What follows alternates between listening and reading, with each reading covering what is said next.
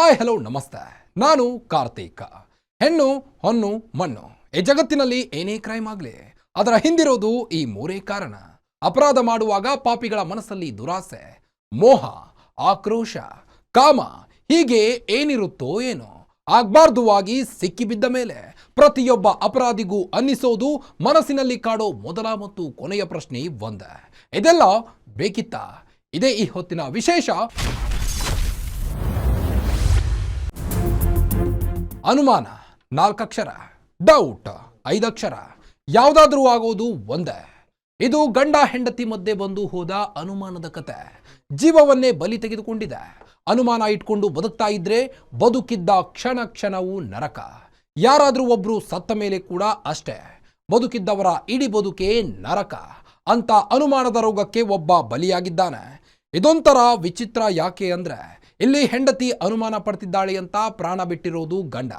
ಇಡೀ ಸ್ಟೋರಿ ನೋಡ್ತಾ ಹೋದ್ರೆ ಹೆಂಡತಿ ಅನಿಸಿಕೊಂಡವಳು ಗಂಡನ ಮೇಲೆ ಅನುಮಾನ ಅಷ್ಟೇ ಪಟ್ಟಿಲ್ಲ, ಗಂಡನಿಗೆ ನಾಯಿ ಹೊಡೆದಂಗೆ ಹೊಡೆದಿದ್ದಾಳೆ. ಈಗ ಅನುಮಾನ ಬರ್ತಿರೋದು ಹೆಂಡತಿ ಮೇಲೆ.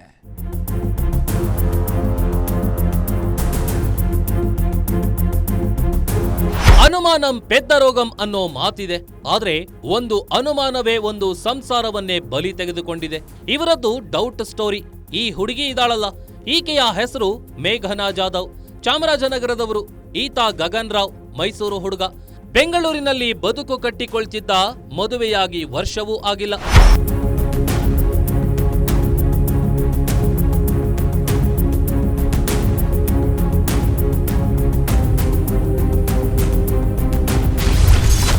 ಹನ್ನೊಂದು ತಿಂಗಳಿಗೆ ಗಂಡನೆ ಬಿಟ್ಟ ಪ್ರಾಣ. ಕಳೆದ 11 ತಿಂಗಳ ಹಿಂದೆ ಮೈಸೂರು ಮೂಲದ ಗಗನ್ ರಾವ್ ಅವನನ್ನ ಮದುವೆಯಾಗಿದ್ರು. ಅಂದಿನಿಂದ ಕೂಡ ಇಬ್ಬರ ನಡುವೆ ಅನುಮಾನ ಶುರುವಾಗಿತ್ತಂತೆ. ಗಂಡ ಯಾರ ಜೊತೆ ಮಾತನಾಡಿದ್ರು ಅನುಮಾನ, ಜೊತೆಯಲ್ಲಿ ಕೆಲಸ ಮಾಡೋ ಸಹೋದ್ಯೋಗಿಗಳ ಜೊತೆ ಮಾತನಾಡಿದ್ರು ಡೌಟು, ಅಕ್ಕಪಕ್ಕದ ಮನೆಯವರ ಜೊತೆ ಮಾತನಾಡಿದ್ರು ಡೌಟು. ಹೋಗ್ಲಿ ಅಂತ ಫೋನ್ನಲ್ಲಿ ಯಾರ ಜೊತೆ ಮಾತನಾಡಿದ್ರು ಅನುಮಾನ ಪಡ್ತಾ ಇದ್ಲು. ಅವಳ್ಯಾರು, ಇವಳ್ಯಾರು, ಫೋನ್ ಕಾಂಟ್ಯಾಕ್ಟ್ ಲಿಸ್ಟ್ ನಲ್ಲಿರೋ ಅವಳ್ಯಾರು, ಅವಳಿಗೂ ನಿನಗೂ ಏನ್ ಸಂಬಂಧ ಅಂತ ಪ್ರತಿದಿನ ಕ್ವಶನ್ ಮಾಡ್ತಾ ಇದ್ಲಂತೆ. ಇವನಿಗೂ ಪ್ರತಿದಿನ ಹೇಳಿ ಹೇಳಿ ಗಂಡನಿಗೆ ಸಾಕಾಗಿ ಹೋಗಿತ್ತಂತೆ. ನನ್ನ ತಮ್ಮ ಆದ ಗಗನು ವಯಸ್ಸು 31 ವರ್ಷ, ಆಕ್ಸಿಸ್ ಬ್ಯಾಂಕಲ್ಲಿ ಕೆಲಸ ಮಾಡ್ತಾ ಇದ್ದ. ಇವಾಗ ರೀಸೆಂಟಾಗಿ ರಿಸೈನು ಮಾಡಿಸಿದ್ರು ಅವನ ಕೈಲಿ. ಅವನ ಹೆಂಡತಿ ಮೇಘನಾ ಜಾಧವ್ ಅಂತ. ಅವನ ಕಿರುಕುಳ ತಾಳ್ನಾರ್ದೆ ನಿನ್ನೆ ಅವನು ಆತ್ಮಹತ್ಯೆ ಮಾಡಿದ. ಏಕೆಂದರೆ ಡೈಲಿ ಜಗಳ, ಡೈಲಿ ಟಾರ್ಚರ್ ಅವನ ಕಡೆಯಿಂದ. ಏನಂದರೆ ಒಂದು ಹುಡುಗಿ ಹತ್ರ ಮಾತಾಡಿದ್ರೆ ಅವ್ರಿಗೆ ನಿನಗೆ ಏನು ಸಂಬಂಧ, ಅವ್ರಿಗೆ ಬಾಡಿಗೆಯವ್ರ ಹತ್ರ ನೋಡಿ ಮಾತಾಡಿದ್ರೆ ಅವ್ರ ಜೊತೆ ಕ್ಲೀನ್ ಮಾಡ್ತಾಯಿದ್ರೆ ಮನೆ, ನಿನಗೆ ಅವಳಿಗೆ ಏನು, ನೀನು ಅವಳ ಜೊತೆನೇ ಯಾಕೆ ಕ್ಲೀನ್ ಮಾಡಬೇಕು. ಫೋನಲ್ಲಿ ಯಾವ ಹುಡುಗಿ ನಂಬರ್ ಇದ್ರೂ ತೊಗೊಂಡು ಅವ್ರಿಗೆ ನಿನಗೆ ಅವನಿಗೆ ಏನು ಸಂಬಂಧ ಅಂತ ಫೋನ್ ಮಾಡಿ ಕೇಳೋದು. ಇವಾಗ ಮದುವೆ ಆಗೋವ್ರಿಗೂ 11 ತಿಂಗಳಾಗಿದೆ ಇಬ್ರಿಗೂ. ಅಷ್ಟರಲ್ಲಿ ಅವ್ರ ಜೊತೆ ಇದ್ದಿದ್ದು ಬರೀ 2 ತಿಂಗಳು, 2ರಿಂದ 2.5 ತಿಂಗಳು ಅಷ್ಟೇ. ಮದುವೆಯಾಗಿ 11 ತಿಂಗಳು, ಸಂಸಾರ ಬರೀ 2 ತಿಂಗಳು.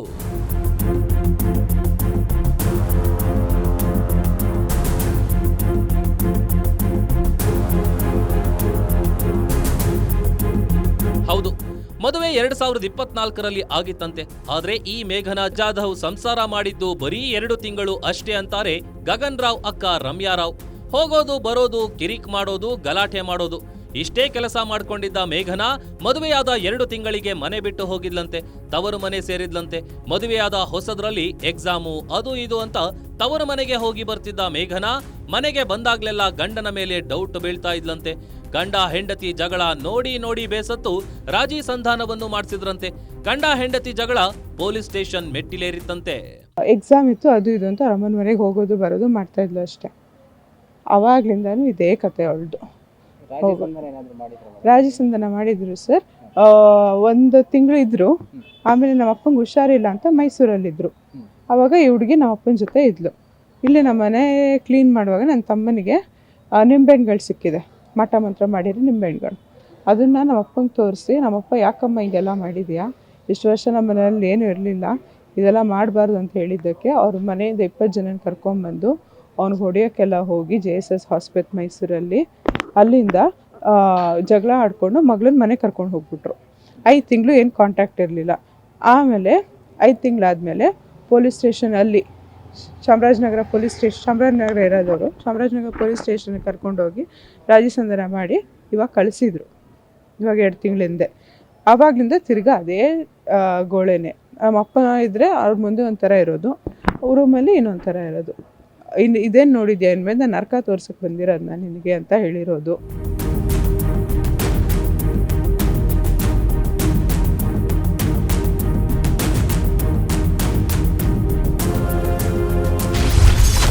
ಮನೆಯಲ್ಲಿ ಸಿಕ್ಕಿತ್ತು ಮಾಟ ಮಂತ್ರದ ನಿಂಬೆಹಣ್ಣು. ಗಂಡನಿಗೆ ಮಾಟ ಮಂತ್ರ ಮಾಡಿಸಿದ್ಲಂತೆ. ಮಾವನ ಜೊತೆ ಒಂಥರ, ಗಂಡನ ಜೊತೆ ಇನ್ನೊಂಥರ. ಕೇಳಿದ್ರಲ್ಲ, ಈಕೆಯ ಮಾತು ಕೇಳಿದ್ರೆ ಎಂಥವನಿಗಾದ್ರೂ ಕೋಪ ಬರುತ್ತೆ.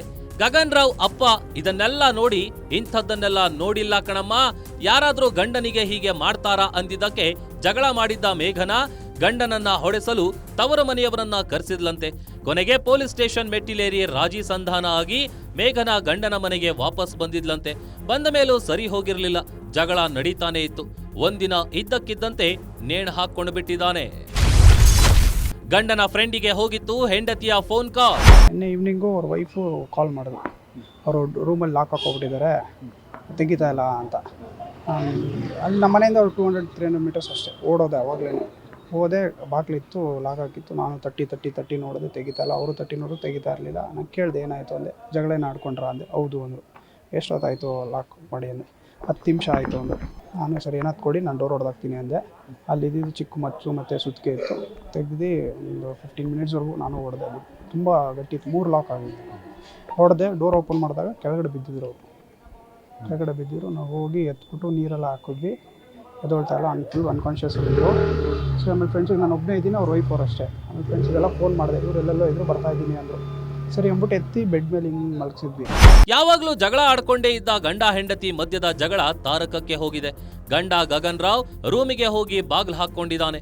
ನೇಣಿಗೆ ಕೊರಳು ಕೊಟ್ಟಿದ್ದಾನೆ. ಗಂಡನ ವರ್ತನೆ ನೋಡಿ ಅನುಮಾನ ಬಂದ ಹೆಂಡತಿ ಆತನ ಸ್ನೇಹಿತನಿಗೆ ಕರೆ ಮಾಡಿದಾಳೆ. ಆತ ಬಂದು ಬಾಗಿಲು ಒಡೆದು ಓಪನ್ ಮಾಡುವಷ್ಟರ ಹೊತ್ತಿಗೆ ಗಗನ್ ರಾವ್ ಪ್ರಜ್ಞೆ ತಪ್ಪಿದ್ದಾನೆ. ಇಷ್ಟಕ್ಕೂ ಆತನದ್ದು ಕೊಲೆನಾ, ಆತ್ಮಹತ್ಯೆನಾ? ಗಂಡನಿಗೆ ಹೊಡೆಸಿದ್ಲಂತೆ ಗಗನ್ ರಾವ್ ಪತ್ನಿ. ಗಂಡನ ಫೋನ್ ಕೂಡ ಎತ್ತಿಕೊಂಡು ಹೋಗಿದ್ದೆಲ್ಲಿಗೆ? ಆಫೀಸ್ ಹತ್ರ ಹೋಗಿ ಹೊಡೆದಿರೋದು ಮಾಡಿರೋದು ಆ ಹುಡುಗಂಗೆ. ಮನೇಲಿ ಮೊನ್ನೆ ಚಿಕ್ಕಪ್ಪನ ಮನೆ ಗೃಹ ಪ್ರವೇಶ ಕರ್ಕೊಂಡು ಹೋಗಲ್ಲ, ನನಗೆ ನಿಮ್ಮ ಮನೆ ಹತ್ರ ಮರ್ಯಾದೆ ಇಲ್ಲ, ನೀನು ನನ್ನ ಮರ್ಯಾದೆ ತೆಗ್ದಿದ್ಯಾ ಅಂತ ಹೇಳಿದ್ದಕ್ಕೆ ಪೊರ್ಕೆಲಿ ಹೊಡೆದಿರೋದು ಅವನಿಗೆ. ಇವಾಗ್ಲೂ ಬಾಡಿಯಲ್ಲೆಲ್ಲ ನೇಲ್ ಮಾರ್ಕ್ಸ್ ಇದೆ ಅಂತೆ ಸರ್. ಹೀಗಂತ ಹೇಳ್ತಾರೆ ಈತನ ಅಕ್ಕ ರಮ್ಯಾ. ತಮ್ಮನನ್ನ ಕಳೆದುಕೊಂಡು ಕಣ್ಣೀರಿಟ್ಟ ನೋವು ಈಕೆಯ ಕಣ್ಣುಗಳಲ್ಲಿ ಕಾಣ್ತಾ ಇದೆ. ವಿಚಿತ್ರ ಏನ್ ಗೊತ್ತಾ, ಗಂಡ ಸತ್ತಿದ್ದಾನೆ ಅಂತ ಗೊತ್ತಾದ ತಕ್ಷಣ ಹೆಂಡತಿ ಮೇಘನಾ ಎಸ್ಕೇಪ್ ಆಗಿದ್ದಾಳೆ. ಯಾರೋ ಮೇಘನಾ ಕಡೆಯವರು ಬಂದ್ರಂತೆ, ಕರೆದ್ರಂತೆ. ಮೇಘನಾ ಗಂಡನ ಫೋನು, ತನ್ನ ಫೋನು ಎರಡನ್ನೂ ಎತ್ಕೊಂಡು ಎಸ್ಕೇಪ್ ಆಗಿದ್ದಾಳೆ. Phone not reachable.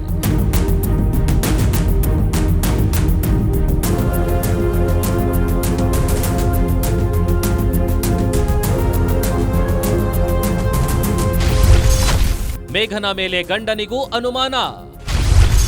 Phone talking, call record delete. ಗಂಡನ ಮೇಲೆ ಇಷ್ಟೆಲ್ಲ ಅನುಮಾನ ಪಡೋ ಮೇಘನಾ ತಾನಾದ್ರೂ ನೆಟ್ಟಗಿದ್ಲಾ ಅಂದ್ರೆ ಅದೂ ಇಲ್ಲ. ಆಕೆ ಯಾರ ಜೊತೆಯಲ್ಲೋ ಮಾತನಾಡೋದು, ತನ್ನನ್ನ ಪ್ರಶ್ನೆ ಮಾಡೋ ಹೆಂಡತಿ ಮೇಲೆ ಗಂಡ ಅನುಮಾನ ಪಡೋದು, ಆಮೇಲೆ ನೋಡಿದ್ರೆ ಕಾಲ್ ರೆಕಾರ್ಡ್ ಡಿಲೀಟ್ ಆಗಿರೋದು, ಎಲ್ಲವನ್ನೂ ನೋಡಿ ಗಂಡ ಬೇಸತ್ತು ಹೋಗಿದ್ದಾನೆ. ಮತ್ತೆ ಇವಾಗ 3 ದಿನದ ಹಿಂದೆ ಇವರು 10 ಕಾಲಲ್ಲಿ ಯಾರ ಹತ್ರನೂ ಫೋನಲ್ಲಿ ಮಾತಾಡ್ತಾ ಇದ್ರು. ಇವನು ಹೊರಗಡೆ ಇದ್ದಾಗ ಇವನು ಗೊತ್ತಾಗಿದೆ ಅವಳು ಫೋನಲ್ಲಿ ಮಾತಾಡ್ತಿದ್ದಾಳೆ ಅಂತ ಟ್ರೂ ಕಾಲರಲ್ಲಿ ನೋಡಿ. ಅದು ನೋಡ್ಕೊಂಡು ಬಂದು ಮನೆಗೆ ಬಂದಿದ್ದಾನೆ. ಮನೆಗೆ ಬಂದು ಕಿತ್ಕೊಂಡು ನೋಡಿದಾಗ ನಂಬರ್ ಡಿಲೀಟ್ ಆಗಿ. ಯಾರ್ದು ಅಂದರೆ ಯಾರೂ ಇಲ್ಲ. ಯಾರು ಅಂದರೆ ನಮ್ಮ ಮನೆ ಓನರ್, ಅವರು ಚಾಮರಾಜನಗರಲ್ಲಿರೋದು ಓನರು ಹುಡುಗ. ಏನಕ್ಕೆ ಡಿಲೀಟ್ ಮಾಡಿದೆ ಅವ್ನ ನಂಬರು ಅಂದರೆ, ನೀವು ಡೌಟ್ ಪಡ್ತೀರ ಅಂತ ಡಿಲೀಟ್ ಮಾಡಿದೆ. ಇವರು ಒಂದು ಹುಡುಗನ ಹತ್ರ ಮಾತಾಡೋದು ಪರವಾಗಿಲ್ಲ, ನನ್ನ ತಮ್ಮ ಮಾತಾಡಿದ್ರೆ ಮಾತ್ರ ಅನೈತಿಕ ಸಂಬಂಧ. ಆವಾಗ ಅವ್ರ ಮನೇಲಿರುವಾಗ ಫೋನ್ ಮಾಡಿ ಎಲ್ರಿಗೂ ನಿಮಗೆ ಗಗನ್ ಗೊತ್ತಾ ಗೊತ್ತಿದ್ರೆ ಅವನ ಬಗ್ಗೆ ಏನು ಗೊತ್ತಿದೆ ಹೇಳಿ ನನ್ನ ಹತ್ರ, ಹೇಗೆ ಅವನ ಕ್ಯಾರೆಕ್ಟರು, ಅವ್ನು ಯಾರನ್ನ ಇಟ್ಕೊಂಡಿದ್ದಾನೆ. ಹೌದು, ಕಾಲ್ ಡಿಲೀಟ್ ಮಾಡಿದಾಗ ಎಂಥವರಿಗಾದ್ರೂ ಅನುಮಾನ ಬರುತ್ತೆ. ಆದ್ರೆ ಮನೆಗೆ ಬಂದ ಹೆಣ್ಣು ಮನೆ ಬೆಳಗುವ ಲಕ್ಷ್ಮಿಯಾಗದೆ ಮಾರಿಯಾಗಿದ್ದಾಳೆ.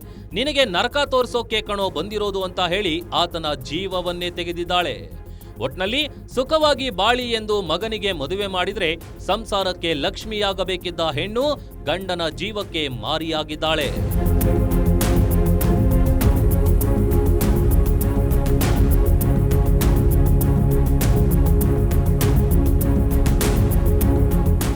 ಗಂಡ ಹೆಂಡತಿ ಮದುವೆಯಾದ್ರು, ಅನುಮಾನದಿಂದ ಗಂಡನೇ ಪ್ರಾಣ ಬಿಟ್ಟ ಕಥೆಯಾದ್ರೆ, ಬ್ರೇಕ್ ನಂತರ ನೋಡಿ ಇನ್ನೊಂದು ಅನುಮಾನದ ಕತೆ. ಒಟ್ಟಿಗೆ ಇದ್ದ ಜೋಡಿ ಮದುವೆ ಒಂದು ಮಾತ್ರ ಆಗಿರಲಿಲ್ಲ.